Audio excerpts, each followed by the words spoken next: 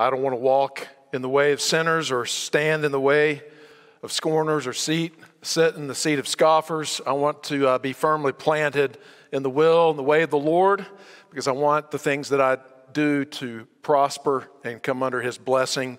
And what a great reminder of that in that wonderful psalm. It's good to see everyone this morning. I feel like no matter what you try right now, the devil's going to figure out a way to push back.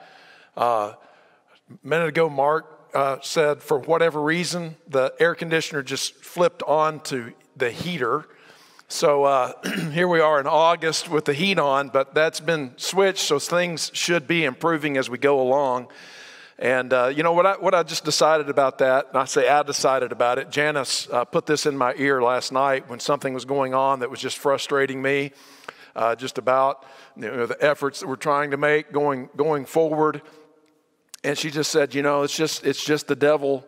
It's just the devil trying to put this in your mind, trying to discourage you. And I think that is absolutely so true. And I think for me and for you and for all of us, what we got to just keep doing is not let him win. To trust in the Lord, to keep pushing forward every way and every opportunity we have, and realizing that all along the way there's going to be setbacks, there's going to be struggles, there's going to be hardship, and not just in terms of trying to recover from COVID, but from all of our lives. That's just the way life in this world is going to be.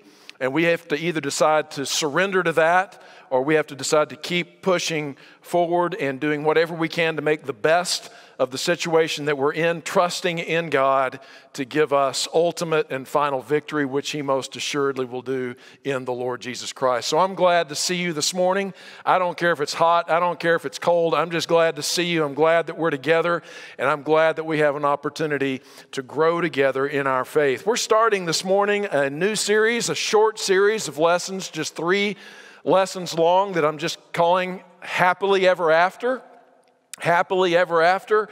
And it's a series about relationships. And so it's a series that will be something, and there will be something in it for everyone who is in a relationship. And I'm assuming that that means you, right? Because all of us have relationships. In fact, one of the ways that you just define human beings is in terms of their relationships. And I think that's because we're made in the image of God, who is in Himself a relationship. That is, before anything else ever came into existence, God existed this way. Father, Son, Holy Spirit. That is a triune relationship that precedes time and everything else. So God has always had an other to love, to receive love from, give and take.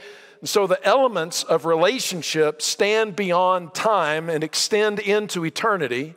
And what God is in eternity, He reveals in time. And what He reveals in His special image bearers, you and I, is that we are primarily made up of relationships. And that's probably why, and you've noticed this, that when your relationships are thriving, that's the time in which you experience the greatest joy in life. I mean, you could be struggling in any number of areas in your life. You could be struggling in your job, your career, your finances. You could even be struggling in your health. But if you've got some solid things happening in terms of relationships, you still have joy. And it can be the other way around too. It doesn't matter how good everything is going in your life. If the relationships, the key relationships in your life are struggling or hurting, then you're struggling and hurting as well. And the greatest highs that you've experienced in life have probably been related to those relationships and the good things that are happening there. And your greatest lows, or even your greatest regrets, often have to do with relationship difficulties. And so the Bible is all about relationships, and it's all about how we can have the kind of relationships, first with God, then with one another, that we need to have. I think a lot of the people who struggle and have these great disappointments and regrets in relationships, sometimes that happens because they bought into some cultural myths about how relationships should work, and believing those myths and acting on those myths have resulted in situations and relationships that turn into serious regrets.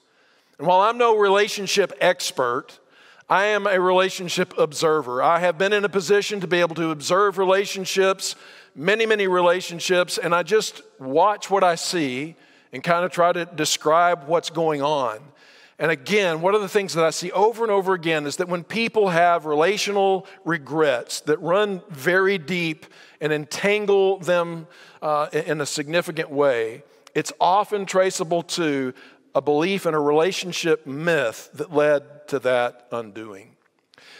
Speaking of myths, how many of you remember the TV show Mythbusters, right? Mythbusters. It's one of those shows, I think it ran for like 13 years. Some of my kids were really into watching it when it was going on. And what they would do is they would take popular ideas that were, kind of hard to imagine if that was really true or not, and they would put them to the test to verify or falsify the claim of something that people popularly believed. Sometimes it would be vindicated, and sometimes it would be proven to be not the case. And I was thinking about some of those, and I thought we could all play along as we try to get started this morning. Here's one, and I want you to answer this with just a show of your hand. Do you believe it's myth or fact that if it's cold enough outside and you stick your tongue to a pole, that it will instantly freeze to that pole? How many of you think that that's true? Raise your hand if you think that's true. If you think that's a myth, you can raise your hand. Okay. Most everybody seems to think that's true, and it's right. According to Mythbusters, they verified that if you go out and it's cold enough outside and you stick your tongue to a metal pole, you are going to be there for a while. So no matter, even if somebody triple dog dares you to do that, don't do it. Don't do it. You caught the reference there. So the second one is a little bit more tricky. If you're in a vehicle with square wheels, Scott. This is a vehicle with square wheels. If you drive fast enough, will it eventually create a smooth ride? How many of you think that that's a myth? You can sort of imagine how that would happen, but square wheels, that could never ultimately, if you went faster and faster, finally turn into a smooth ride. How many of you think that's a myth? If you think that's a myth, no? How many of you think that's true? It could actually happen. Well, you're right. Apparently, it might be dependent upon your definition of smooth. But apparently, if you go fast enough, those square wheels will actually create a smooth ride. But then a third one, and the final one that we're going to talk about, because this one's a little more serious. It's a more real-life circumstances. Imagine you're in a boat, guys. You're in a boat, and a shark, a huge great white shark, has been circling your boat. It's already eaten half the people on the boat. For whatever reason, they got close enough that the shark has eaten them. And you've got some scuba gear in the boat. Just, I don't know where I came up with this idea, but if you got the scuba gear and you managed to get that scuba tank in the shark's mouth, and you had a rifle on the boat and you shot the scuba tank in the white shark's mouth, would it blow up the shark? How many of you think, yeah, that would work? We'd get rid of the shark that way? No? Well, you're right. You guys are in good shape because that won't work. According to Mythbusters, that is a myth. No matter what Jaws says, that's not going to get you out of trouble. And that's an important one because you could ostensibly find yourself theoretically or even practically and really in a situation where you needed to know that. Your life depended upon it. And if you thought that that was going to be your way out and you went for it, well, then you just shot yourself in the foot, I guess. But the point is that there are myths that sometimes you might believe that could result in disaster. And that's certainly the case when it comes to relationships. And there are some relationship myths out there that you can build relationships on, build a marriage, build a friendship, whatever it is that could ultimately be the undoing of that and cause you to live the rest of your life with a very serious and unnecessary regret. And that myth that I want to talk about this morning is the Finding Mr. Right myth. Now, I'm not talking about Jack. I'm not talking about Ben. I'm not even talking about Jay. And that's a whole different category of Mr. Right. I'm talking about this other Mr. Right, or it could be Mrs. Right, Finding Mrs. Right myth. And what I mean by that is simply that the view or the belief that there's a right person for you, and I'm not denying that could be the case, that there is a right person for you, but that's all there is to this. The belief that there's a right person for you, and once you find your right person, everything will be all right. If you could just find your right person, everything's going to be all right. Because if you find them, then you're going to find out that you're just fine. I mean, there's problems with you now. You've got some daddy issues. You've got some habits. You've got some debts. You've got some whatever other problems you've accumulated through the year. But you just know when you find Mr. or Mrs. Right, you're just going to be fine after that. When you find the right person, everything is going to be all right, regardless of what you do between now and the day that you meet them. And that's where the myth really happens. There may be a person who's very well suited to you, who may have the character traits that you need, but if you think that just meeting them or just marrying them is going to make everything about you all right, you're setting yourself up for a grave disappointment and perhaps a relationship regret. And so we want to talk about that for a little while this morning. One of the questions, another myth that kind of goes along with that, is the question of, well, how do you know when you find Mr. Right? How do you know when you've met the person that's just the one who's going to make everything okay for you? And the common belief about that is that you know you found Mr. Right when you've got chemistry, okay?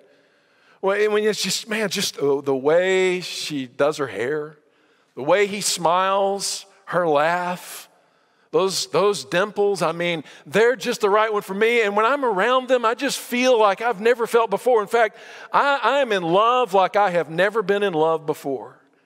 And if you have all of these sort of physical attractions and they've got the right style going on, and then you throw a little bit of sexual contact in with the mix, now all of a sudden that's like pouring an accelerant on embers. It just bursts into flames. And not only are you convinced that you've never felt this way before, you've never been so in love before, but you're convinced that no one in the history of humanity has ever loved the way that you love each other. And that's how you know that you've found Mr. or Mrs. Right. And then you get married, you're together for a little while, and after some time goes by, there's some conflict, there's some strife, there's some troubles, there's some things that you didn't quite expect, and you begin to realize that some of the flaws and problems that you had before you got married weren't actually fixed by being married to Mr. or Mrs. Right. And now it seems like those personal issues and problems that were always there are now really being brought to the forefront because, well, you're in a very intimate relationship now. And you're actually trying to make a life together now. And those conflicts that before could sort of kind of be swept under the rug, now they're just always there. And it's like they're just coming to the forefront. And as a consequence, it's like the chemistry is beginning to go away. And the problems are beginning to take their place. In fact, it's like the problems in the relationship are eroding the chemistry. And the real issue is what's going on right here is simply this. And you think now that you've married the wrong person. You know, you thought you'd married the right person, but now you wake up one day and it's gotten so bad, the chemistry's so gone and the problems are so big that you're just convinced that, the problem, I thought they were the right person, but actually they're the wrong person. And probably what I need to do now to fix this is get away from that wrong person and find the real or the next right person who can then make everything all right, right? You tracking with me? So that's the kind of the situation that we have in the culture in America today. In fact, nearly 50% of marriages begin thinking, this is Mr. Right, this is Mrs. Right, but over half the time, it turns out, no, they were actually wrong. And so what people do is they leave that relationship and go find the next Mr. or Mrs. Right. But do you know that 60, and I forget the exact number, 62% of those second marriages end up turning into, the second one was also a wrong person. I guess third time's a charm, but the reality is that 73% of third marriages end up with the chemistry going away, and it's the wrong person again. So it seems to me that the real issue is this: we all have the chemistry to fall in love. I mean, how hard is it to fall?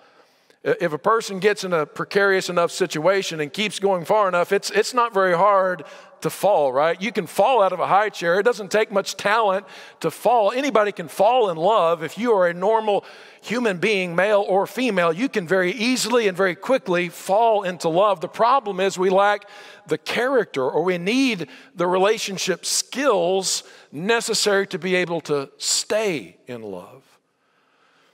And in order to do that, it's important that we not only find Mr. or Mrs. Right, but that we actually focus on becoming Mr. or Mrs. Right. Because really, isn't it true that that's what we have more control over anyway? And how is it that we're going to do that? How are we going to become the kind of person who has the character not only to fall in love, which doesn't take any character, but the kind of person who has the character to stay in love and to be for the other person what we need to be? I'm 100% convinced, and this is why Christianity, the Bible, the church, all of these things are so, so vital, and why it means so much to me to talk about this, especially to so many young people, college students, those who are newly wedded or those who are planning to be married at some point in the near future, is because we need to develop this character. And the way that we can do that is through forming a relationship with someone who already has these character qualities. Isn't it true that if you want to get better at something, maybe it's a sport that you enjoy, the best way to get better fastest is to start playing that sport with somebody who's better at it than you are? When you can play with somebody who's better than you are, then you will advance much more quickly than if you just choose to play some people that you can always beat, right? And the same thing is true with character transformation and development and the ability to develop the ability to love people over the long haul. We need to find someone who has the character traits that we need to adopt ourselves to be able to do this. And there's one person in all of history who has them perfectly. One person whose love is perfect, that we can adore, admire, worship, and most importantly, walk with in such a way that we can learn from him how to love people over the long haul. In fact, when Jesus was getting near the end of his ministry, in fact, it was the day before, the evening of his arrest, betrayal, trial, and the next day, crucifixion, he gathered together his closest followers, and it was like one of those things in which he's saying to them, if you've forgotten everything else I've taught you over the last 3 years, here's what I want you to really remember. This is what you need to focus on most of all. So he's got them together, he's leaning them in, because he knows they're going to face all kinds of trials and difficulties, not the least of which is going to be their relationship difficulties with each other. And it seems like that's what concerns him most in these chapters. And so he says to them, when he's got them all gathered together, he says to them a passage that I talk about all the time because I think it's so vital. I am the vine. This is what Jesus says. I am the vine, and you are the branches.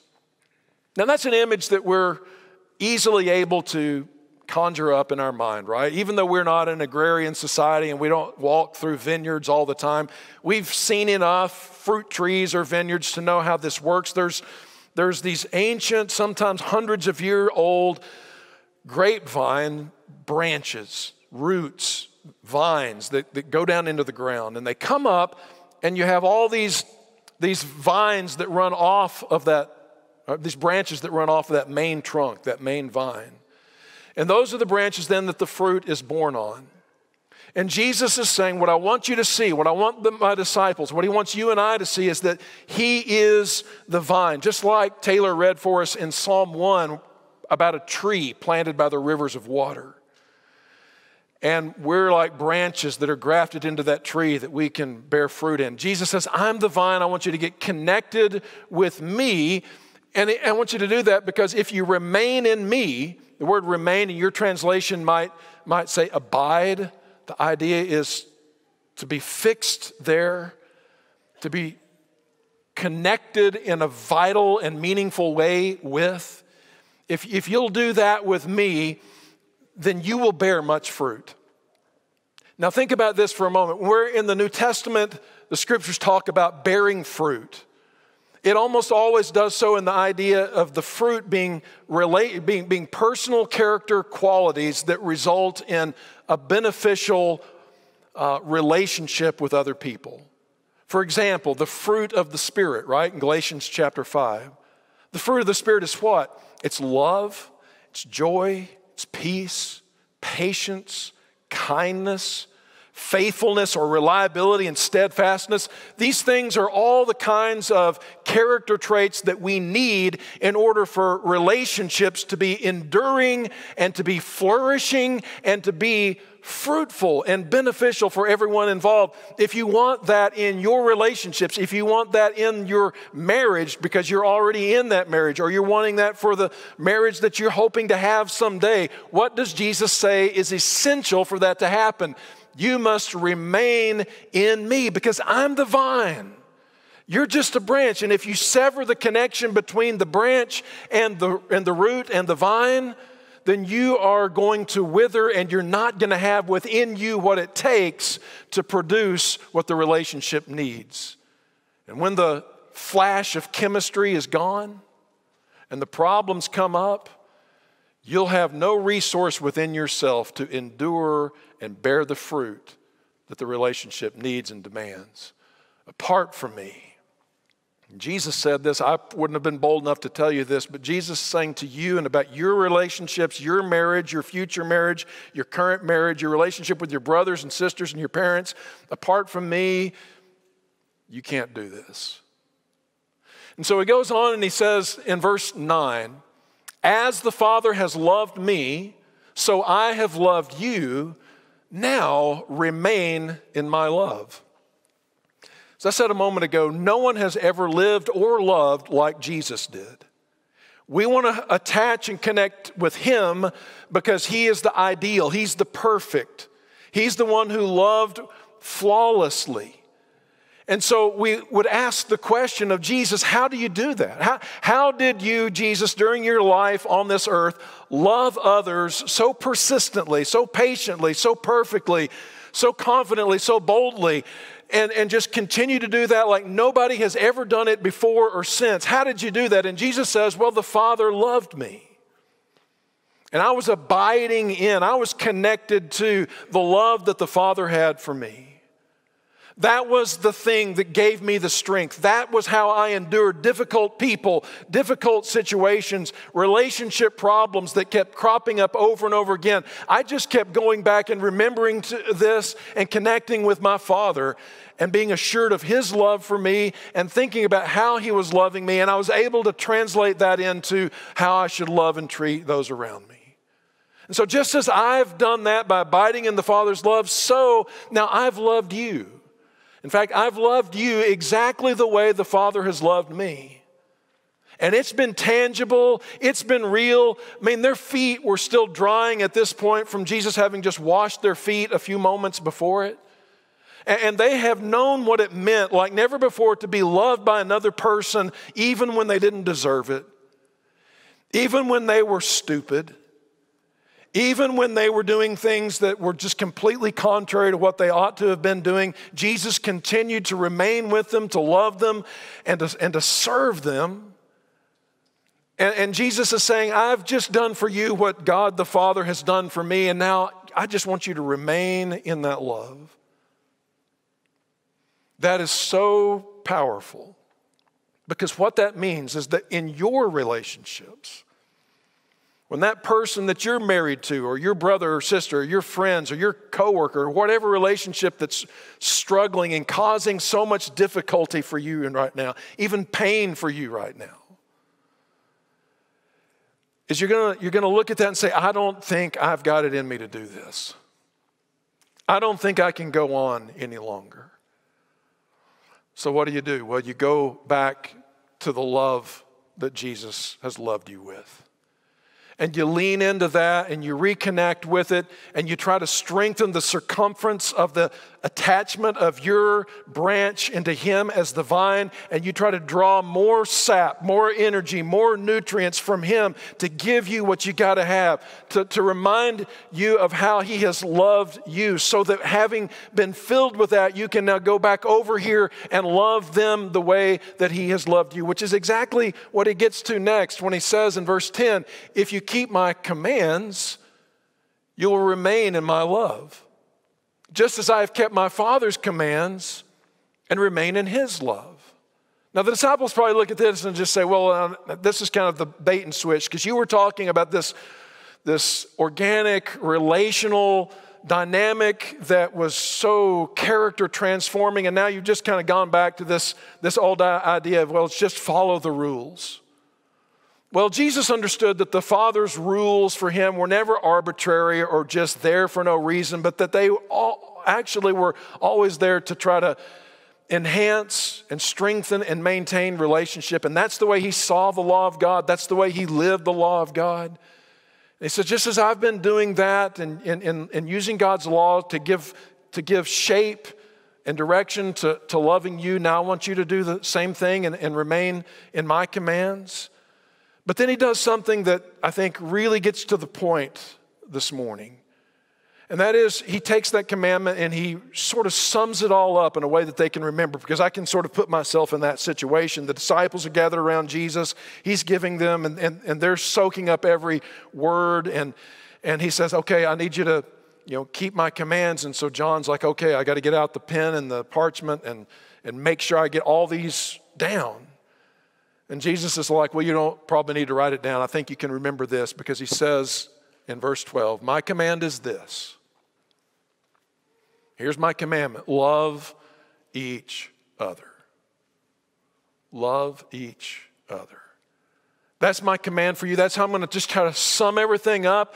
And when you do this, you probably won't need a ton of rules, because I'm going to elevate it even a little bit more and give some clarity and definition to that by adding this at the end of verse 12, as I have loved you. Because you're going to face all kinds of unique circumstances that there might not be just a cut and dried rule or law that you can just keep and follow, but you'll never find a circumstance where you can't think about, well, how does Jesus love me, and what would it look like if I loved this person the way he loved me? Guys, when you're on dates with the girls that you're dating, and you're wondering what's appropriate and what's not appropriate, and you're trying to thumb through your Bible and find a law or a rule here or there, and it never says anything about I can't do this, you don't need that. You know you don't need that. You just love her the way Jesus loves you.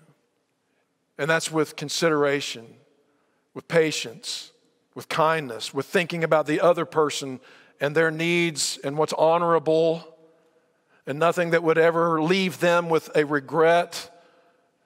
And you just say, okay, well, that sort of just solves everything, doesn't it? That just brings so much clarity.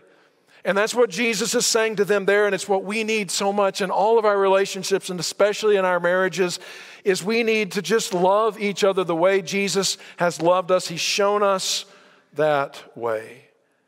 And it's so important for all of us, but especially for those of you who are not yet married, because, and especially if you're thinking about getting married before long, because being able to say, I do, doesn't mean you can. Being able to say, I do, does not guarantee that you can. And maybe that's another one of these myths of our day and time, is that all it really takes to be able to be what you need to be is a ceremony and a party to follow. If I can just get in front of a preacher who can, rattle off some vows, and I can say, yeah, this, that, and the other, and I slip a ring on my finger, and I make a promise, then all of a sudden I can be Mr. Right. I can be Mrs. Right. But in that sense, I would say to you that commitment is overrated. And what I mean by that is this: making a commitment, making a vow, doesn't make you able to keep a vow. What makes you able to keep a promise is by hanging out with and being connected to someone who has already made promises and kept them. and kept promises made to you in such a way and at such a great cost to himself that it just gets you on a level like nothing else ever could. And by being connected with him, you're learning and growing how to make vows, how to make promises, and how to keep them. Because I'm walking with the perfect and ultimate promise keeper. It's amazing when you read through the Bible. Going all the way back to Genesis 3, God starts making promises. And the nature of the promises that he makes have to do with this. The world's gone wrong. The world's departed from me. The world's sinned against me. And the world is in a terrible mess. But I am going to bring a blessing. I'm going to take what's broken and I'm going to make it right. There is chaos and trouble and pain, but I'm going to bring redemption into a broken world. And all the way along as he's making these promises, there's this indication that he's going to do something radical. He's going to do something amazing. He's going to do something that's going to take the world's breath away, because it's going to take his breath away. Because ultimately, in order to keep his promise to bring a blessing to the world, he died on a cross to make it happen. Because without that, it was not going to happen. And if that's what it took to keep his promise, if that's what it took to fulfill his vow, he was going to do it. And when you hang out with him, when you're connected to him, when you're a follower of the one who makes and keeps promises, it changes you into that kind of person. And it's not the ability to say I do, it's the ability to do it as a result of his influence that will make you Mr. or Mrs. Right. And so, if you're married this morning, already, here's what you need to start doing. Even if you've already let them down, even if they're disappointed, even if there's marriage troubles, you need to start today focusing on connecting with Jesus in such a way and loving the other in such a way that you can, over the course of time, become their Mr. Right or their Mrs. Right. And you do that by making some promises and keeping some promises, making some small promises and keeping some small promises, and hanging out with the Lord and hanging out with other people who are trying to make promises and keep them. And if you're not married yet and hope to be someday, then you also can begin working on this immediately by living this way in every relationship that you already have. By honoring, young ladies, your father. By respecting and honoring and loving, young men, your mother, and your sister and your brother. And you treat them with the love and respect that God's calling you to show, because that's how he's treated you. And every time you go on a date, even though you know maybe this person is not going to be someone that's going to be my Mr. Right or my Mrs. Right, even so, I'm going to treat them in the way that I would ultimately hope to treat my husband or my wife. Because there's no way to practice in relationships in ways that are not appropriate and not good and not wholesome and not right, and then think that one day you're going to flip a switch, say a vow in a magic ceremony, and all of a sudden you're going to be and have the character that you need in order to make it through. And so, it's very simple. As we abide in Jesus' love, we just need to be pouring that same love into every relationship that we have. And that's the way we become solid enough on that day when we stand before a crowd and we make those promises. We'll have confidence that I can actually keep these promises because I've created a track record over my life of doing exactly that. Well, you can look at that and say, well, I don't have to do that. And you're right, you don't. And it could be that there's a young person, maybe you're a college freshman or something, you just showing up here and you're here today checking it out, but you're thinking, really what I want to do is I just want to cut loose. I mean, I've been growing up in this church environment my whole life, and I'm ready to just kind of go out there for a little while to kind of do the prodigal son thing and find out what that's all about, sow some wild oats.